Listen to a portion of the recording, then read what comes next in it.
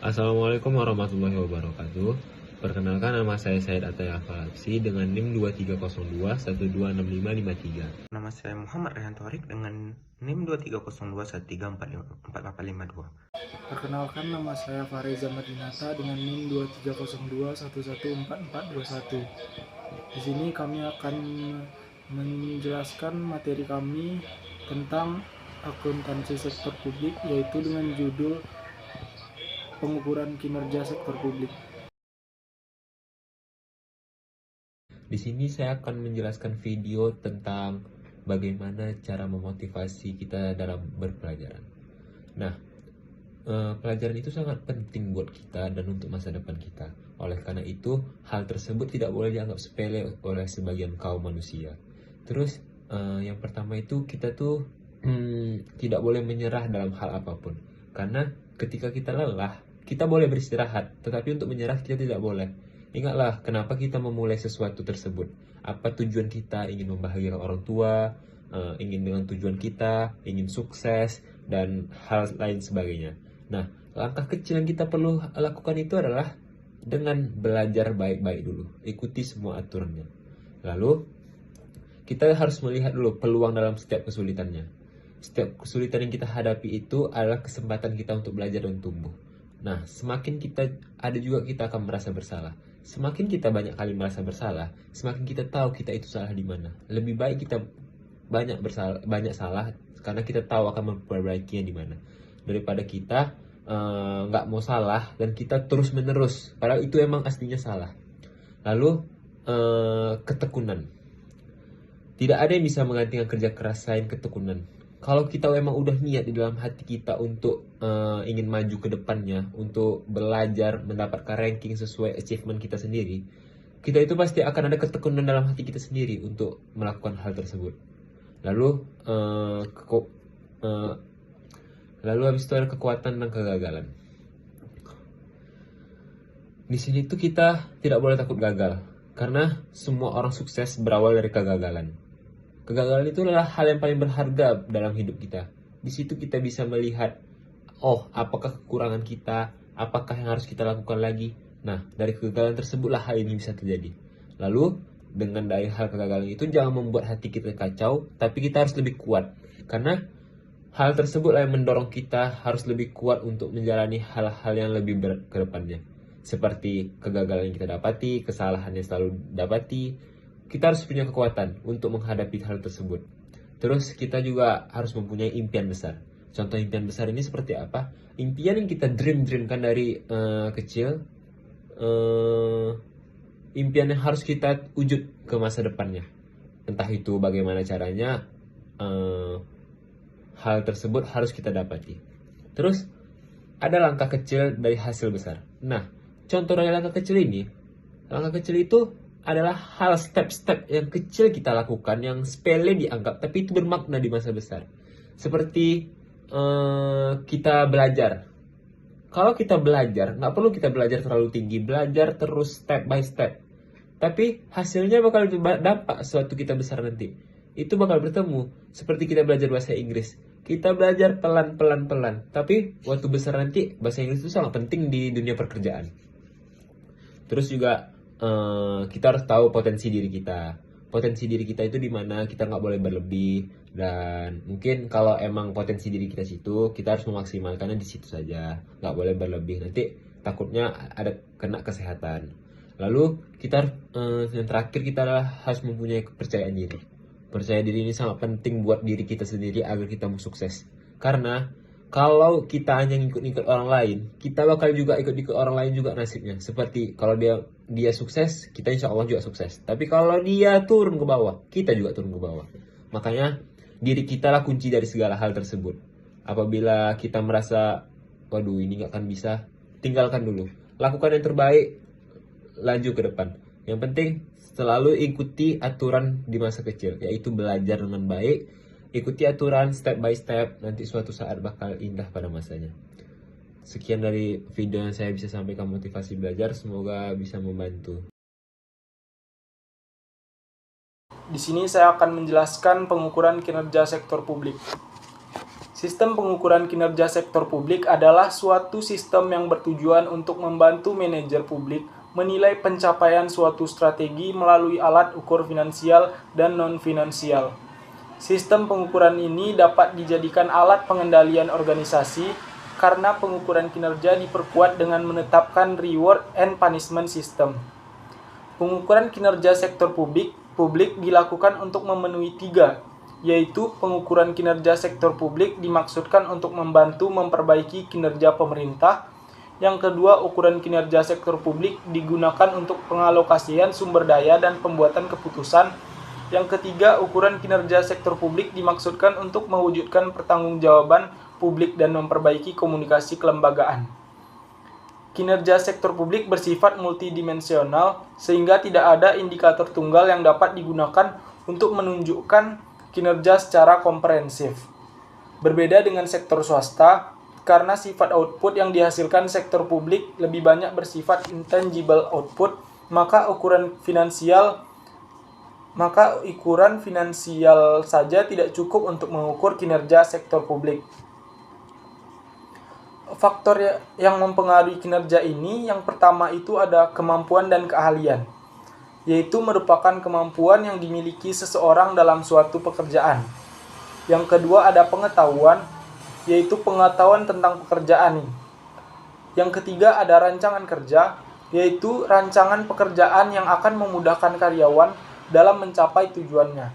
Yang keempat kepribadian, seseorang yang memiliki kepribadian atau karakter yang baik akan dapat melakukan pekerjaan secara sungguh-sungguh, penuh tanggung jawab, serta hasil pekerjaannya juga baik.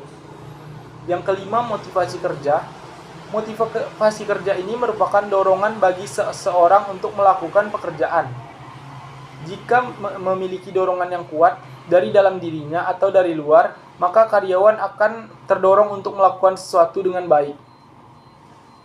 Yang keenam itu kepemimpinan. Kepemimpinan merupakan perilaku seseorang pemimpin dalam mengatur, mengelola, dan memerintah bawahannya. Selanjutnya, gaya kepemimpinan, yaitu gaya atau sikap seorang pemimpin dalam menghadapi atau memerintah bawahannya. Yang ke-8 itu budaya organisasi, yaitu kebiasaan-kebiasaan atau norma-norma yang berlaku dalam suatu organisasi atau perusahaan. Yang ke-9 kepuasan kerja, yaitu perasaan senang atau gembira atau perasaan suka seorang sebelum dan setelah melakukan suatu pekerjaan. Yang terakhir itu lingkungan kerja di sekitar. Lingkungan kerja dapat berupa ruangan serta hubungan kerja dengan sesama rekan kerja. Selanjutnya saya akan menjelaskan tujuan penilaian kinerja. Tujuan dari penilaian kinerja ini yaitu untuk memperbaiki atau meningkatkan kinerja organisasi melalui peningkatan kinerja dari manajemen sumber daya manusia organisasi. Secara lebih spesifik, tujuan evaluasi kinerja dikemukakan Anwar Prabu Mangkunegara, yaitu yang pertama meningkatkan saling pengertian antara karyawan tentang persyaratan kinerja. Yang kedua, mencatat dan mengakui hasil kerja seorang karyawan. Yang ketiga, peluang kepada karyawan untuk mendiskusikan keinginan dan aspirasinya dan meningkatkan kepedulian terhadap karir atau terhadap pekerjaan yang diembannya sekarang. Yang keempat, mendefinisikan atau merumuskan kembali sasaran masa depan sehingga karyawan termotivasi untuk berpartisipasi sesuai dengan potensinya. Yang terakhir, yaitu meriksa rencana pelaksanaan dan pengembangan yang sesuai dengan kebutuhan pelatihan. Kegunaannya sendiri itu pertama sebagai dasar pengambilan keputusan yang digunakan untuk prestasi, mengukur sejauh mana seorang karyawan dapat menyelesaikan pekerjaannya, serta yang ketiga sebagai dasar untuk mengevaluasi efektivitas seluruh kegiatan dalam perusahaan. Lalu ada sebagai alat untuk meningkatkan motivasi kerja, lalu sebagai kriteria penentukan seleksi dan penempatan karyawan. Dan yang terakhir itu sebagai dasar untuk memperbaiki dan mengembangkan uraian tugas untuk karyawan tersebut. Lalu materi selanjutnya itu ada prinsip ukuran kinerja. Yang pertama itu ada produktivitas dan efektivitas fungsi. Yang kedua itu sebuah sistem pengukuran meningkatkan produktivitas dengan memusatkan perhatian pada isu-isu penting. Yang ketiga, pekerja profesional dan berpengetahuan paling baik diukur sebagai sebuah kelompok pekerjaan profesional dan berbasis pengetahuan dan membutuhkan pembelajaran dan kerjasama. Lalu yang keempat tuh, manajer dapat diukur dari efisiensi dan efektivitas unit yang dikelolanya. Dan yang terakhir, pengukuran terakhir adalah efektivitas, bukan efisiensi. Lalu ada ukuran kinerja. Ukuran kinerja itu ada ukuran kinerja tunggal, ialah ukuran kinerja yang hanya menggunakan satu ukuran penilaian. Dalam hal ini, karyawan dan manajemen cenderung memusatkan usahanya pada kriteria tersebut. Yang kedua tuh ada ukuran kinerja beragam, ialah ukuran kinerja yang menggunakan berbagai macam ukuran untuk menilai kinerja. Ukuran kinerja beragam merupakan cara untuk mengatasi kelemahan kinerja tunggal. Lalu yang terakhir tuh ada ukuran kinerja gabungan. Dengan adanya kesadaran beberapa kriteria lebih penting bagi perusahaan sendiri secara keseluruhan dibandingkan dengan tujuan lain, maka perusahaan melakukan pembuatan terhadap ukuran kinerjanya. Selanjutnya, dalam mengukur kinerja sektor publik itu bisa menggunakan value for money. Konsep value for money merupakan konsep untuk mengukur ekonomi, efektivitas, efisiensi kinerja program, kegiatan, dan organisasi. Rangka pengukuran kinerja value for money dibangun atas 3 komponen utama, yaitu yang pertama komponen misi, visi, tujuan, sasaran, dan target. Yang kedua komponen input, proses, output, dan outcome. Yang ketiga komponen pengukuran ekonomi, efisiensi, dan efektivitas. Nah, yang pertama itu indikator input. Input ini merupakan semua jenis sumber daya masukan yang digunakan dalam suatu proses tertentu untuk menghasilkan output. Input ini dibagi menjadi 2, yaitu input primer, yaitu berupa kas, dan input sekunder berupa bahan baku. Yang selanjutnya itu indikator output, yaitu hasil langsung dari suatu proses. Pengukuran output adalah pengukuran keluaran yang dihasilkan dari proses. Yang ketiga ada indikator outcome. Outcome adalah dampak suatu program atau kegiatan terhadap masyarakat. Outcome lebih tinggi nilainya daripada output, karena output hanya mengukur hasil tanpa mengukur dampaknya terhadap masyarakat. Sedangkan outcome mengukur kualitas output dan dampak yang dihasilkan. Selanjutnya pengertian benefit impact. Manfaat dan dampak atau benefit impact merupakan efek langsung dan tidak langsung atau konsekuensi yang diakibatkan dari pencapaian tujuan program. Hubungan antara outcome, benefit, dan impact sangat dekat dan ketiga-tiganya sulit untuk diukur dan diketahui dalam jangka pendek. Selanjutnya pengukuran impact. Pengukuran impact dilakukan dengan cara membandingkan antara hasil program dengan perakiraan keadaan yang akan terjadi apabila program tersebut tidak ada.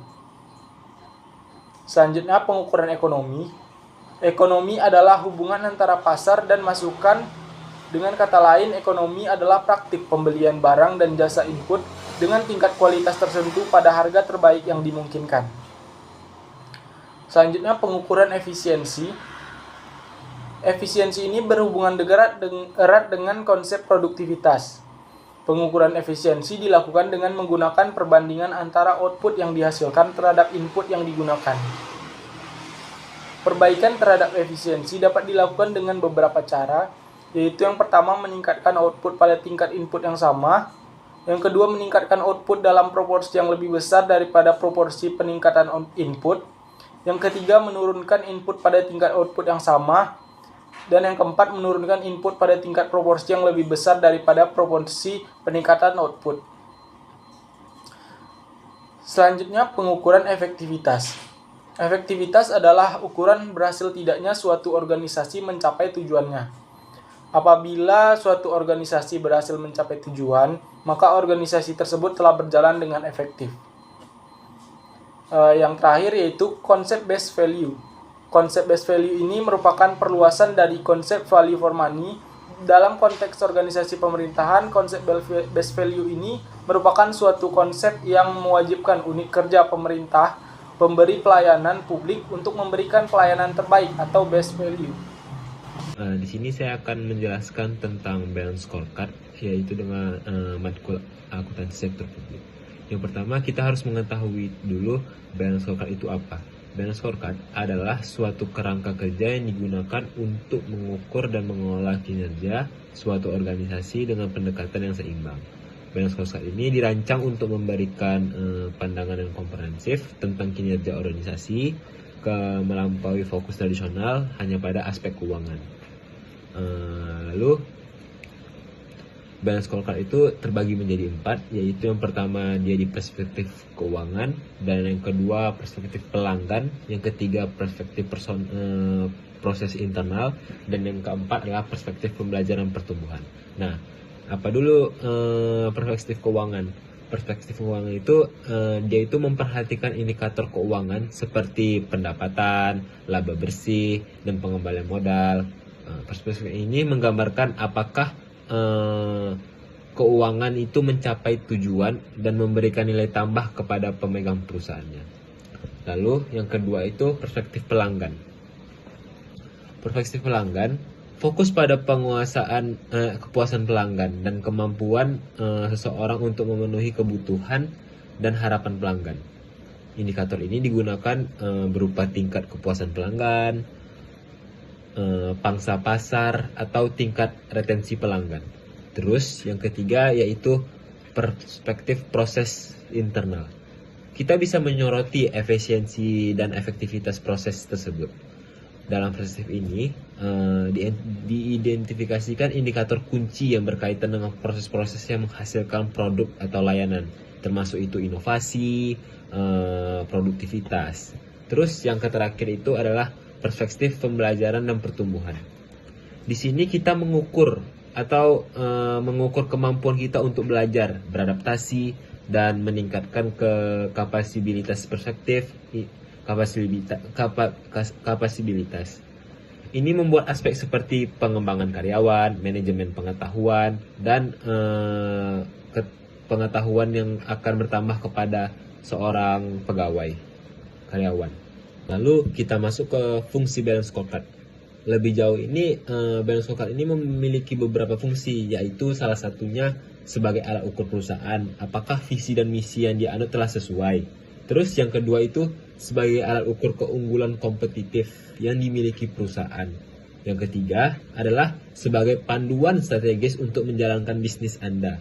Bisnis kita yang kita buat, kita itu sangat penting untuk melakukan balance scorecard karena dia itu tadi yang terdapat 4 tadi.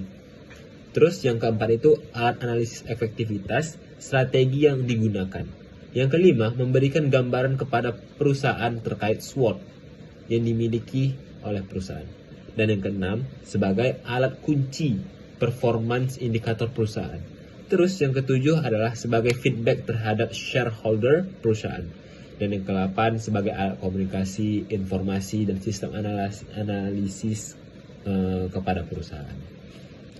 Lalu apa saja sih penerapan balance scorecard di sektor publik? Nah, pada dasarnya balance scorecard ini merupakan sistem pengukuran kinerja yang mencoba mengubah misi dan strategis organisasi menjadi tujuan dan ukuran-ukuran yang lebih berwujud. Ukuran finansial, non-finansial yang dirumuskan dalam perspektif. Balance scorecard ini sebenarnya adalah derivasi atau yaitu penurunan dari visi dan strategis organisasi. Dengan demikian, hasil pengukuran dengan balance scorecard ini mampu menjawab pertanyaan tentang seberapa besar tingkat pencapaian organisasi tersebut. Pada organisasi itu menyediakan layanan publik. Tujuannya utama pengukuran kinerja adalah untuk mengevaluasi keefektivitas layanan jasa yang diberikan kepada masyarakat. Oleh karena itu, kepuasan pelanggan menjadi lebih penting daripada sekedar keuntungan. Jadi pada intinya itu yang terakhir ini pelanggan itu sangat dinomorsatukan untuk ya selayaknya customer itulah adalah sebagai rajanya. Terus balance scorecard itu mempunyai kelebihannya itu ada 3. Yang pertama, perspektif yang seimbang. Dengan menggunakan 4 perspektif tadi, balance scorecard ini memastikan bahwa organisasi tidak hanya berfokus pada aspek keuangan semata, tetapi dia memperhatikan aspek pelanggan, proses internal, dan juga pembelajaran pertumbuhan. Hal ini membantu organisasi dapat mendapatkan gambaran yang lebih lengkap atas kinerja orang tersebut. Terus yang kedua adalah pengukuran yang holistik. Balance scorecard ini menggunakan berbagai indikator kinerja yang terkait dengan perspektif. Dengan demikian, tidak hanya hasil keuangan yang diperhatikannya, tetapi juga faktor-faktor lain seperti yang 4 tadi yang saya sebutkan, yaitu aspek pelanggan, proses internal, dan pembelajaran dan pertumbuhan. Faktor-faktor lain ini mempengaruhi kinerja jangka panjang organisasi. Terus yang terakhir, penekanan pada tujuan dan jangka panjang. Balance scorecard ini membantu organisasi dalam mengidentifikasi dan menetapkan tujuan jangka panjang yang ingin dicapai. Hal ini memungkinkan organisasi untuk memiliki visi yang jelas dan merencanakan tindakan yang tepat untuk mencapai tujuan tersebut. Lalu ada anggaran berbasis kinerja. Anggaran berbasis kinerja sendiri pada dasarnya ialah sebuah sistem untuk penganggaran yang berorientasi pada output. Bastian pada tahun 2006 mengemukakan anggaran berbasis kinerja ialah sistem penganggaran yang berorientasi pada output organisasi yang berkaitan dengan sangat erat dengan visi misi dan rencana strategi organisasi. Selanjutnya ada prinsip anggaran berbasis kinerja. Yang pertama itu ada transparansi dan akuntabilitas anggaran, yang kedua ada disiplin anggaran, yang ketiga ada keadilan anggaran, yang keempat ada efisiensi dan efektivitas anggaran. Lalu ada tujuan anggaran berbasis kinerja. Tujuan dari penerapan anggaran berbasis kinerja ini sendiri ialah untuk memperoleh manfaat sebesar-besarnya dari penggunaan sumber daya yang terbatas. Yang pertama itu mendukung perbaikan efisiensi dan efektivitas dalam pemanfaatan sumber daya. Yang kedua, memperkuat proses pengambilan keputusan tentang kebijakan dalam jangka menengah. Tujuan anggaran berbasis kinerja sendiri ialah yang pertama untuk menunjukkan keterkaitan antara pendanaan dan prestasi kerja yang akan dicapai. Yang kedua, meningkatkan efisiensi dan transparansi dalam pelaksanaan.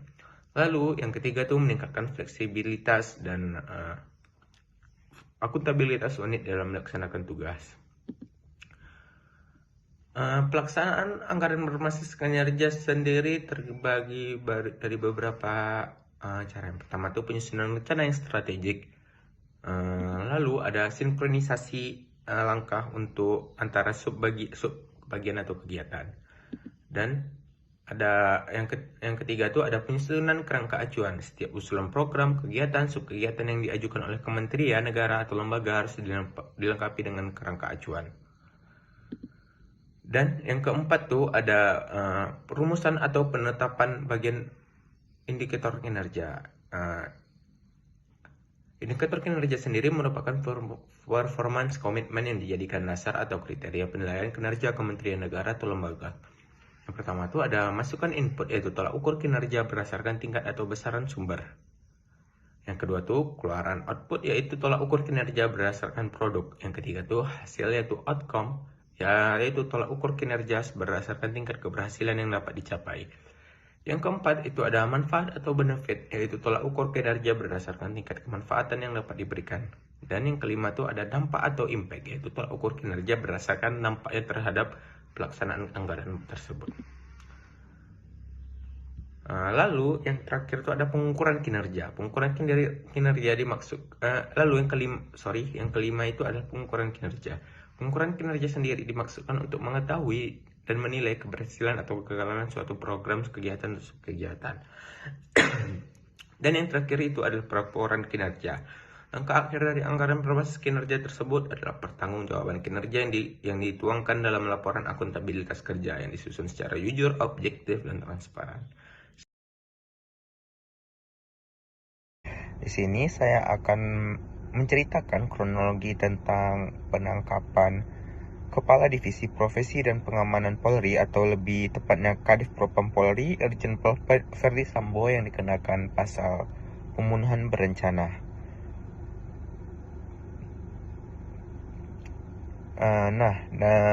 Irjen Pol Verdi Sambo sendiri merupakan bintang 2 termuda di kepolisian, yang mana kasusnya tuh mencuat. Awalnya tuh dikarenakan atas mencuatnya kasus kematian dari Brigadir Joshua, yang mana awal kronologinya yaitu pada hari Jumat tanggal 8 bulan 7 tahun 2022, rombongan Ferdi Sambo lebih dulu tiba di rumahnya di kawasan Duren 3, Jakarta Selatan. Dan beberapa saat kemudian rombongan istrinya, yaitu Ibu Putri Chandrawati, tiba bersama Brigadir J, Richard Eliezer atau kita sebut saja Baradae dan lainnya. Namun faktanya Ferdi Sambo sendiri sudah berada sehari sebelumnya pada hari Kamis saat tanggal 7 bulan Juli 2022.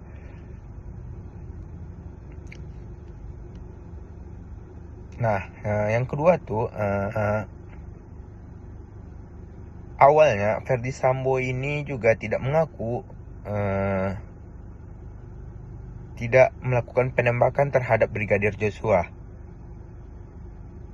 Awalnya kronologinya itu seperti Brigadir J tewas setelah terlibat baku tembak dengan Baradae tersebut di rumah dinas Ferdi Sambo di Duren 3, Jakarta Selatan. Ketika peristiwa terjadi, Ferdi Sambo sendiri mengaku tidak berada di lokasi TKP karena sedang melakukan tes PCR sebelum pulang dari Magelang. Ferdi Sambo sendiri mengaku mengetahui tindakan penembakan itu setelah istrinya menelpon, yaitu Ibu Putri. Namun akhirnya fakta pun terungkap ketika penembakan terjadi. Malahan Ferdi Sambo sendiri yang memerintahkan Baradae untuk menembak Brigadir Joshua. Pada baku tembak tersebut, Brigadir J tersebut dimuntuhkan 7 peluru dari pistolnya yang tak satu pun mengenai Baradae. Sementara Baradae disebut memberondong Brigadir J dengan 5 peluru hingga menewaskan Joshua atau Brigadir J. Namun fakta sebenarnya tidak terjadi baku tembak di rumah Bapak Ferdi Sambo. Peristiwa sesungguhnya itu ialah penembakan Baradae sendiri terhadap Brigadir J. Setelah memerintahkan Baradae mengeksekusi Brigadir J, Ferdi Sambo pun menembakkan pistol milik Joshua atau Brigadir J ke dinding-dinding rumahnya supaya seolah terjadi baku tembak. Untuk membuat seolah saudara tembak-menembak, Saudara RS melakukan penembakan dengan senjata miliknya ke dinding berkali-kali untuk membuat skenario penembakan tersebut. Lalu dikarenakan investigasi tersebut memerlukan CCTV, dan pada awalnya disebutkan bahwa CCTV di rumah dinas Ferdi Sambo tersebut mati karena dekodernya rusak. Tetapi faktanya polisi menyebutkan bahwa Ferdi Sambo sendiri berperan dalam pengambilan CCTV. Pada awalnya kasus ini bermula dari dugaan sendiri pelecehan Brigadir J terhadap istri Ferdi Sambo, yaitu Bu Putri. Awalnya Brigadir J ini dituduh disebut masuk ke kamar Bu Putri tersebut dan melakukan pelecehan hingga membuat istri Sambo itu berteriak. Selanjutnya Brigadir J disebut mengancam Bu Putri tersebut dengan mendorongkan pistol ke kepalanya.